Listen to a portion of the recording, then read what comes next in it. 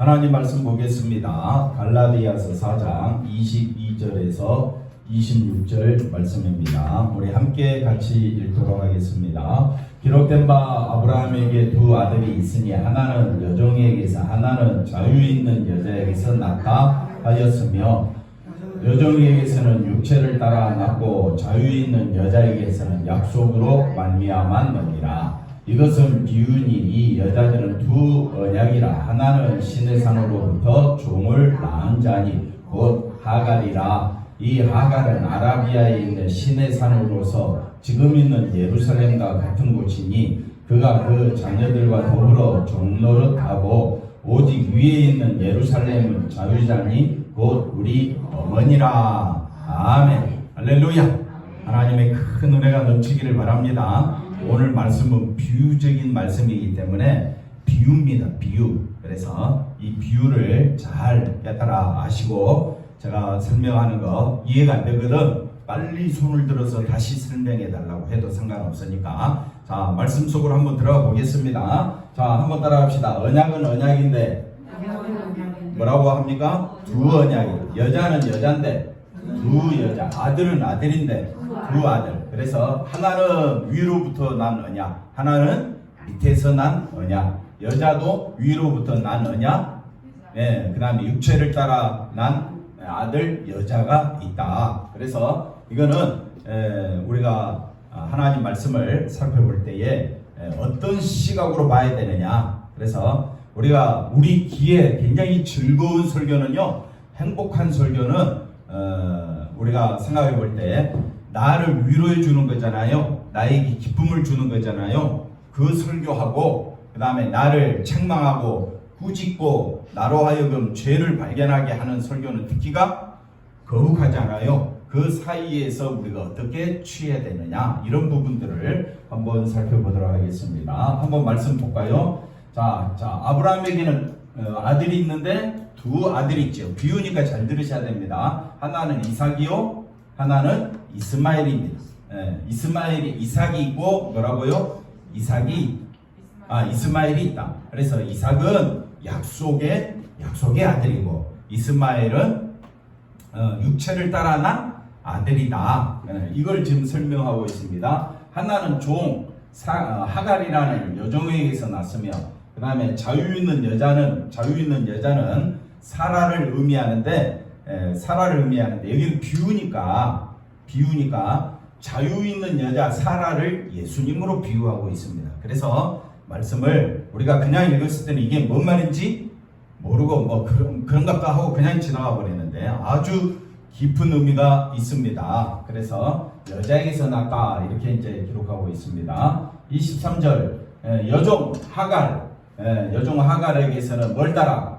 육체를 따라 낳고, 그러니까 여종 하갈 이스마엘 다 뭘 따라? 육체를 따라 난 족속이 있고, 그 다음에 자유 있는 여자는 사라지요. 자유 있는 여자는 사라인데 약속으로 낳고 위로부터 난 사람이다. 사라가 뭐 위로부터 났습니까? 아니잖아요. 아닌데 이건 지금 뭐라 그랬습니까? 비유라 그랬지요. 그래서 약속으로 오시는 분은 여자가 아니라 누굽니까?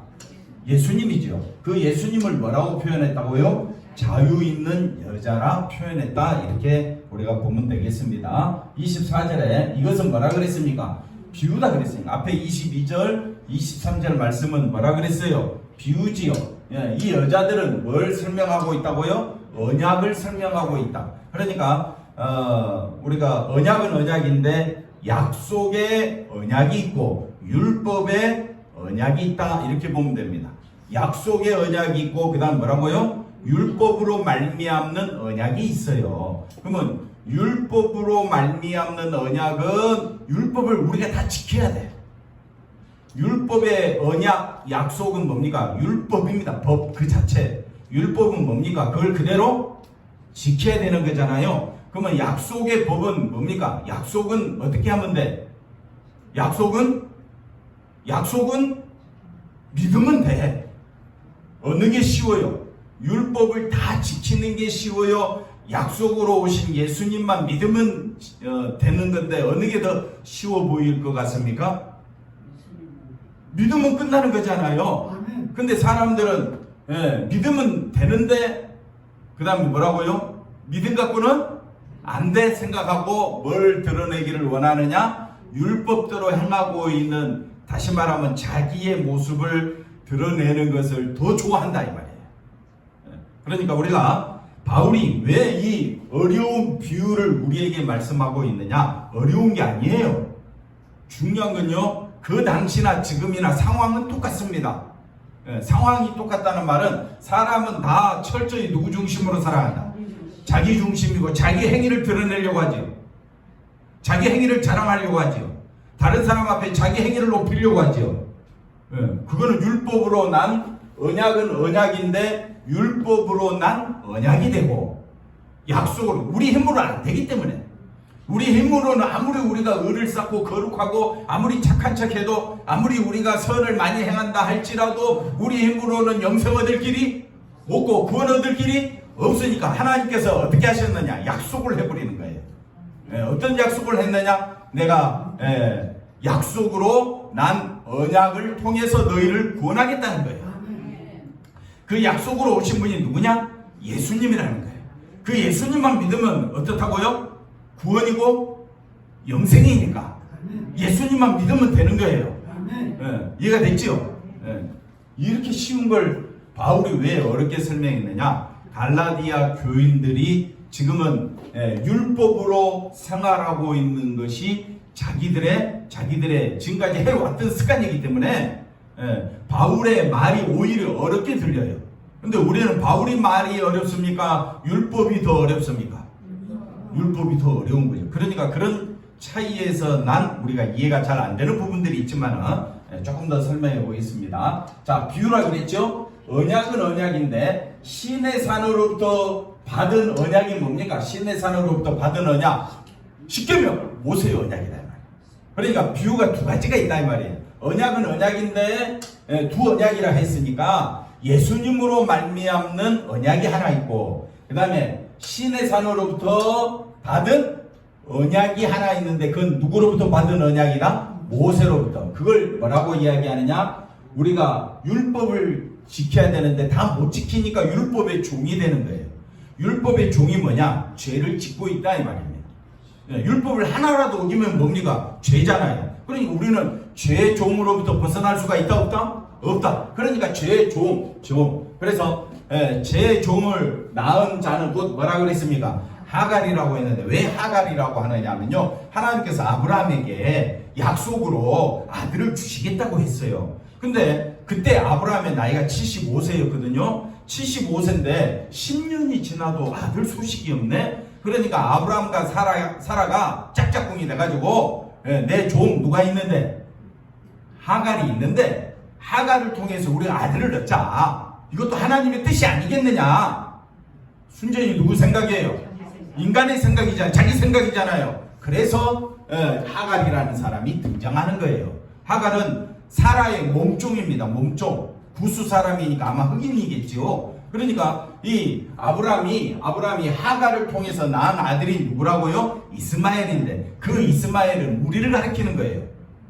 우리를. 그래서 이 하갈이라 이렇게 설명해 놓고 이걸 뭐라고 이야기한다고요? 신의 산. 이 오늘 본문에서는 신의 산은 하갈이요, 이거는 모세로부터 받은 언약이다. 이렇게 보면 되겠습니다. 25절 또 볼까요? 이 하갈은 이제 하갈에 대해서 설명하죠. 아라비아에 있는 어떤 산? 신의 산으로부터 그러니까 아라비아에 있는 신의 산으로부터 모세가 뭘 받았어요? 십계명을 받은 거잖아요. 지금 있는 뭐와 같다? 예루살렘과 같다. 예루살렘과 같다라는 말은 예루살렘은 지금 율법 중심으로 살고 있다. 철저히 지금 예루살렘은 모세가 받은 율법에서 벗어나면 가차없이 죄인이고 가차없이 하나님의 저주받은 자요. 그러면 하나님의 축복을 받지 못한 자라 라고 율법을 철저히 지키고 있는 것이 예루살렘이다. 이해가 됐죠? 예루살렘은 지금 우리의 생각과 같은 것입니다. 우리도 사람을 판단할 때에 정말 예수 안에 있기 때문에 예수 안에 있는 당신은 하나님으로부터 존귀한 사람입니다. 하나님께서 만세전에 택한 사람입니다. 하고 우리가 서로를 향하여 존귀하게 여기고 있느냐 이 말입니다. 그러지 아니하고 우리 속에서 저 사람이 나한테 싫은 짓을 했으니까 못된 말을 했으니까 나도 네가 나를 못된 말을 했느냐? 그럼 나도 어떻게 하겠다고요? 똑같이 갚아주겠다. 그게 율법으로 사는 거예요. 그러면 은혜로 사는 사람은 나 같은 죄인을 건져주신 그 예수님의 사랑으로 내가 당신을 사랑하겠습니다. 그게 원수를 사랑하라 라는 주님의 말씀이 되겠습니다. 그럼 우리가 사랑으로 대해야 되겠습니까? 내 생각, 내 지식, 내 감정으로 대해야 되겠습니까? 대답을 해주셔야지. 뭘로 대해야 되겠어요? 사랑으로 대하는 것이 우리가 약속의 자녀고 그것이 바로 예수를 믿는 자의 삶이다 이 말입니다. 사람 꼭 뭘 가지고 판단합니까? 행위를 가지고. 그러면 우리는 하나님 앞에 설 사람이 아무도 없어요. 근데 하나님은 우리 행위를 보지 않으시고 예수님의 사랑으로 우리를 접대해 주셨잖아요. 우리를 영접해 주셨잖아요. 그럼 우리도 어떻게 해야 되겠습니까? 사랑으로 영접해야지.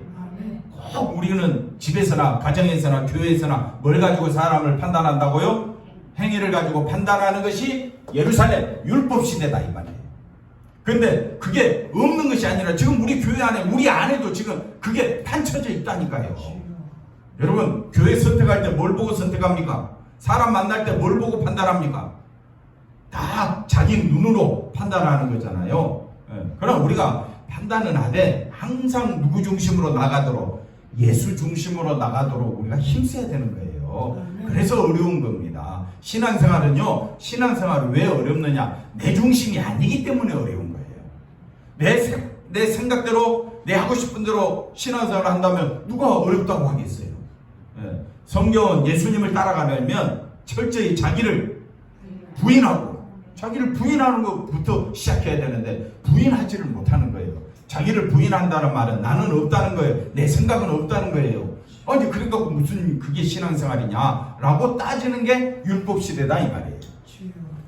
근데 그 자녀들과 함께 다 율법에 뭐하고 있다? 종노릇 하고 있다. 종의 생활이 계속되고 있다. 그런데 누가 오셨느냐? 26절에 보니까 오직 어디에 있는 자다? 위에 있는 예루살렘. 위에 있는 예루살렘은 자유자다. 그러니까 우리의 자유라는 말은 우리가 어떤 삶에서 우리에게 자유를 가져다 주었느냐? 율법의 종이었는데 율법의 종으로부터 우리를 해방시켜 주신 분이 누구냐? 예수님이다. 그래서 예루살렘, 위에 있는 예루살렘, 땅에 있는 예루살렘은 율법 시대이지만 위에 있는 예루살렘은 약속으로 오신 분이 누굽니까? 예수님이다. 그래서 그 예수님을 뭐라고 이야기하느냐? 우리 어머니라 이렇게 비유니까 비유적인 해석을 이렇게 보고 그 다음에 이제 이 말씀을 한번 그 다음 거 한 거 먼저 보고 오겠습니다. 이렇게 이제 제가 쉽게 설명해 놨습니다. 두 여자, 두 아들, 두 약속, 그 다음에 그 다음 더 말이 못 나오겠네. 그래서 사라는 누구를 의미한다고요? 예수님을 예표하고, 이삭은 약속으로 그 다음에 86세에 아브라함이 이스마엘을 낳았지만 99세에 하나님께서 아브라함에게 찾아와서 뭐라고 말하느냐? 내년 이맘때에 내게 아들이 있으리라. 약속을 또 다시 해주는 겁니다.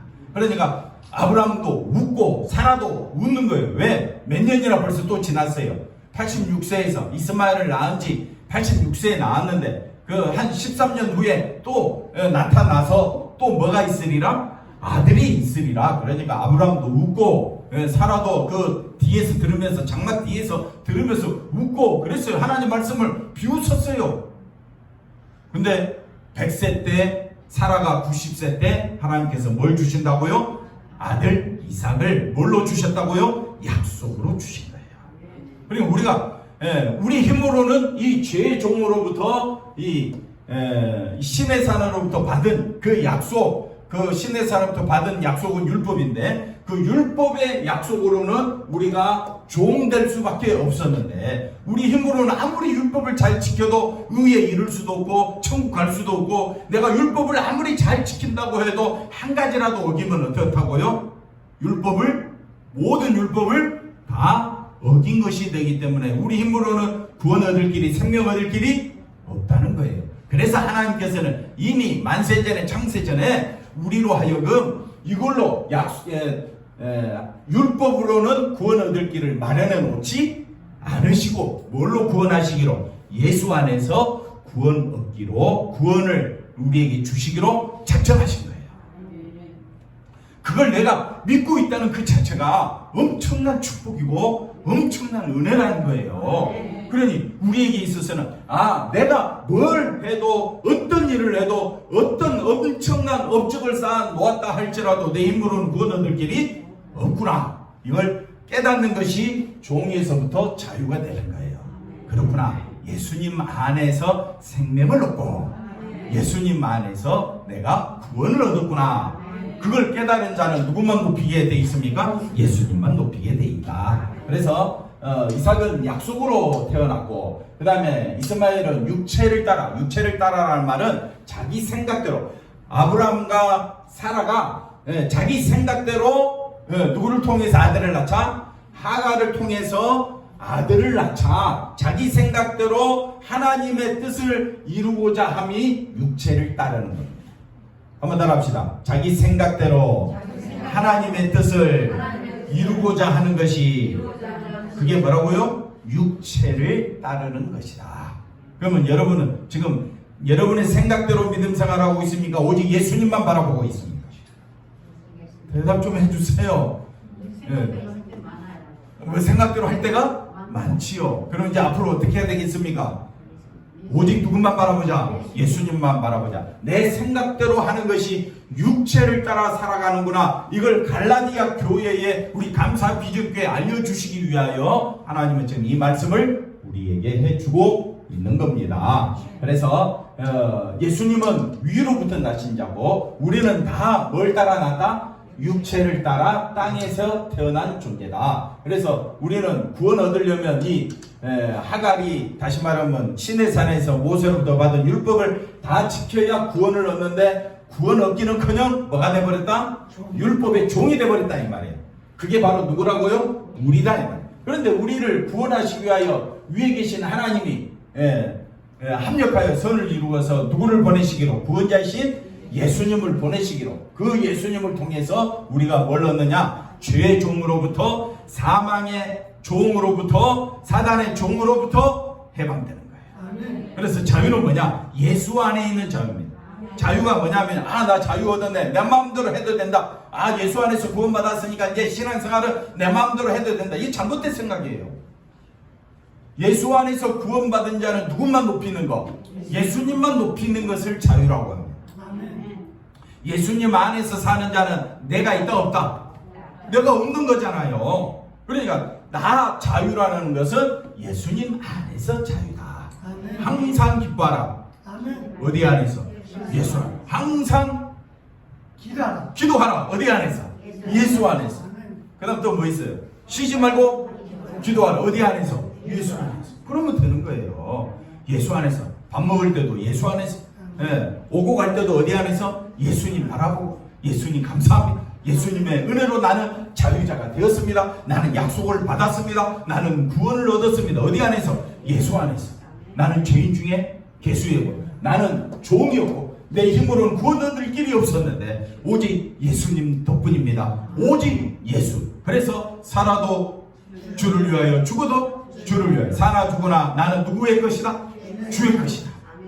주의 것인데 자꾸 하나님 말씀이 이해가 안 되노니까 누구 생각 가지고 자기 생각 가지고 이러니 저러니 뭐 이렇게 이제 따지기 시작하는 거예요. 왜? 율법의 생각이 육체의 생각이 우리를 사로잡고 있기 때문에 그럴 때마다 어떻게 하라고요? 불쌍히 여기면서 우리의 모든 구원은 어디에 있다? 예수님께 있다. 앞에 거 보십시다. 그래서 믿음은요 두 가지 시각으로 해석을 합니다. 약속의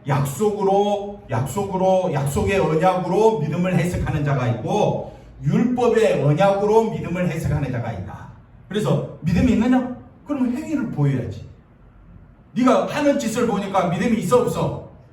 없어. 이거는 뭘 가지고 따지는 겁니까?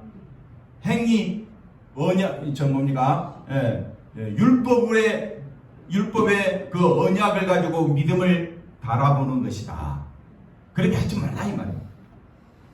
우리의 믿음은요, 철저히 약속의 언약으로 따져야 된다. 믿음은 뭘 가지고 따져야 된다? 약속. 그러니까 이제 두 가지로 딱 이야기하면 약속이냐 율법이냐. 믿음을 뭘로 사람들은 따진다고요? 율법으로 따지는 거예요. 그래서 목사님이 그렇게 하면 됩니까? 집사님이 그렇게 하면 됩니까? 이렇게 자꾸 따지기 시작하는 것을 뭘 가지고 보니까? 율법을 가지고 보니까. 율법은 행위입니다. 그치요?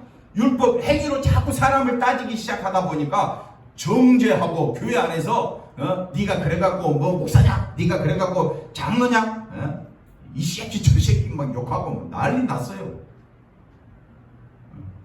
우리도 그렇게 했고 지금도 그러고 있잖아요. 그러니까 우리가 복음을 잘못 알고 있으면 이렇게 판단한다는 거예요. 복음은요, 오직 뭘로 우리가 받아들이게 됐느냐? 믿음으로 받아들입니다. 그 믿음은 약속으로 오신 누구만? 예수님으로만 우리가 구원받는 거라. 그러면 정말 믿음 있는 사람은 누구만 높이게 돼 있다? 예수님의 십자가만 높이고, 사람의 모습은 서로 어떻게 여기며? 인자하게 여기며. 인자하게 여긴다는 말은 불쌍하게 여긴다 이 말입니다. 그래서 예수 그리스도의 피가 구원의 능력이기에 그 사랑의 예수님의 피에 감사하는 것이 뭐라고 이야기합니까? 믿습니다. 그러니까 이거는 약속의 언약을 가지고 예수님을 바라보는 겁니다. 하나님이 이미 만세전에 창세전에 확정해 놓으신 구원과 저주의 이야기가 성경 전체에서 나오기 시작합니다. 그렇기 때문에 왜 바울이 이 비유를 사라 비유, 하갈 비유 뭐 그러면서 위로부터 낳고 그다음 땅에서 낳고 약속을 따라왔고 그다음에 육체를 따라왔고 뭐 자유냐 종이냐 이건 우리가 어려운 단어가 아니라 다 같은 말입니다. 같은 말을 여러 갈래로 설명해 놓은 것뿐입니다. 그래서 율법의 시각에서 볼 거냐 언약의 시각에서 볼 거냐. 그래서 지난주 말씀이 뭐였습니까? 율법 아래에서 살겠느냐 십자가 아래에서 살겠느냐. 지난주 말씀이 그겁니다. 그러니까 율법 아래에서 산다는 말은 율법의 시각입니다. 율법의 시각은 뭐냐면요, 율법으로 사람을 판단하고 있다. 정치가 그런 대표적인 이야기가 뭐라고요? 정치입니다. 뉴스의 대부분 90%가 누구 이야기입니까? 정치 이야기 아닙니까? 어느 대통령이 잘했니 못했니, 전 대통령이 잘했니 못했니, 지금 여러 당 이야기가 누가 잘했니 못했니 다 뭘로 따지고 있어요? 율법의 시각으로. 근데 그 시각이 문제는 교회 안에 있다는 거예요. 교회 안에서. 교회 안에서 어느 교회가 큰 교회냐, 어느 교회가 은혜로운 교회냐, 어느 교회가 좋은 교회냐. 왜 따지기 시작했습니까? 자기 마음에 드는 곳으로 사람은 항상 이동하기 때문에 그랬어요. 그런데 중요한 것은 그런 시각이 아니라 십자가 아래에서 살자. 십자가 시각으로 살자. 십자가 중심으로 살자. 그게 뭐라고요? 언약의 시각이다. 그래서 바울은 지금 이 언약의 시각으로 접근하니까 처음에는 하나님의 천사와 같다고 하고 그 다음에 또 예수님을 보는 것 같이 예수님처럼 영접을 하기도 하고 그 다음에 자기 눈이라도 빼어줄 것처럼 얼마나 바울을 사랑했는지 몰라. 근데 예루살렘에서 건너온 그 유대인 예수를 믿는 유대인 선생들이 거짓 선생들이 나타나서 뭐라고 하느냐? 아니야. 그래도 뭐가 중요해? 율법이 중요해. 이렇게 이제 이야기하니까 교회 안에 혼돈이 오기 시작했습니다. 지금도 우리 교회도 마찬가지입니다. 아무리 언약의 시각으로 바라봐라 해도 뒤돌아서면 장로가 그러면 돼? 목사가 그러면 돼? 누구 생각대로 판단하고 있습니다. 아니 그걸 뭐라고 이야기한다고요? 율법의 시각으로 보고 있다. 그게 우리들의 생각 100%를 사로잡고 있기 때문에 성령께서 우리로 하여금 언약의 시각으로 십자가 중심으로 살도록 계속해서 말씀하고 있는 겁니다. 여러분이 오늘 말씀 들어오는 것은 나는 예수님 중심으로 살겠습니다. 십자가 피 중심으로 살겠습니다. 십자가 피에 마하며 그 사랑에 감사하며 살겠습니다. 그걸 배우러 온 거예요. 그걸 노래하는 게 찬송이고 그 말씀을 듣기 위해 온 겁니다. 그 다음 볼까요? 그 다음에 이제 넘어가서 그래서 옛 언약과 새 언약을 정확하게 구별해 놓은 것이 히브리서 말씀인데, 자, 그러나 이제 그는 더 아름다운 직분, 예수님을 말합니다. 아름다운 직분은 제사장 직분입니다. 예수님의 직분인데 그는 더 좋은 약속, 새 언약입니다. 새 언약을 이루기 위하여 예수님은 자기 몸과 살을 찢어주신 거예요.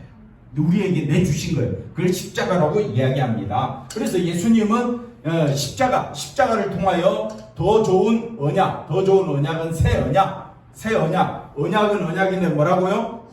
그러니까 율법의 언약이 아니라 약속의 언약으로 오셨기 때문에 뭐라고 이야기하느냐? 중보자라고 합니다. 하나님과 우리 사이에 뭐라고요? 중보자가 되셔서 십자가 피로 내가 너희를 용서했으니 하나님께서 하나님 나라로 너희를 인도하여 주실 것이다. 그게 중보자입니다.